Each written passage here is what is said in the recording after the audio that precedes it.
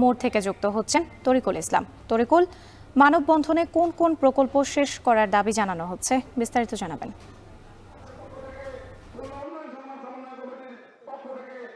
খুলনায় বিভিন্ন প্রকল্প আসলে চলমান রয়েছে, যেমন মেডিকেল বিশ্ববিদ্যালয়, হাইটেক পার্ক, এছাড়া বিমানবন্দর। এইসব প্রকল্পগুলো শুরু হয়েছিল কিন্তু এখনো মাঝপথে থেমে আছে। আর যে কারণে এই মানববন্ধন কর্মসূচির আহ্বান করেছে বৃহত্তর খুলনা উন্নয়ন সংগ্রাম সমন্বয় কমিটি।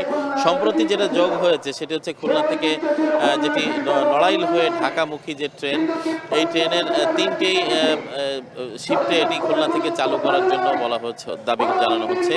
এর পাশাপাশি খুলনার যে বন্ধ পাটকলগুলো খুলে দেওয়া, সরকারিভাবে এইগুলো চালু করা এবং এখানকার যে একসময় শিল্পনগরীর যে খ্যাতি ছিল, বিভিন্ন ধরনের শিল্প প্রতিষ্ঠান ছিল যেগুলো অর্থের অভাবে সংকটে বন্ধ হয়ে গেছে, সেগুলো ব্যক্তি মালিকানায় ছেড়ে দিয়ে সেগুলোকে চালু করার দাবি জানিয়েছেন এখানকার যারা বক্তারা রয়েছেন।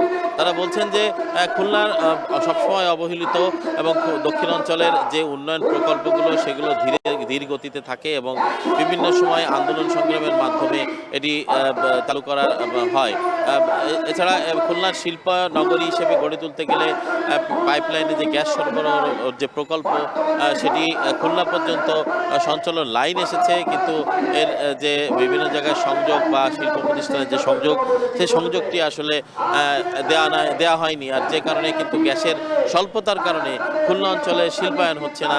হাজার হাজার মানুষ যারা কর্মরত ছিল বিভিন্ন প্রতিষ্ঠানে, তারা বেকার হয়ে গেছে।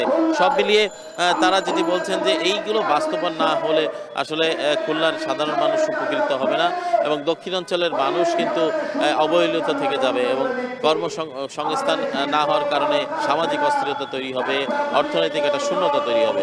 সব মিলিয়ে এই ছিল আমার কাছে খুলনা থেকে বৃহত্তর খুলনা উন্নয়ন সংগ্রাম সমন্বয় কমিটির আহ্বানে মানববন্ধন কর্মসূচির সবশেষ খবর। খুলনায় উন্নয়ন সংগ্রাম সমন্বয় কমিটির মানববন্ধন চলছে।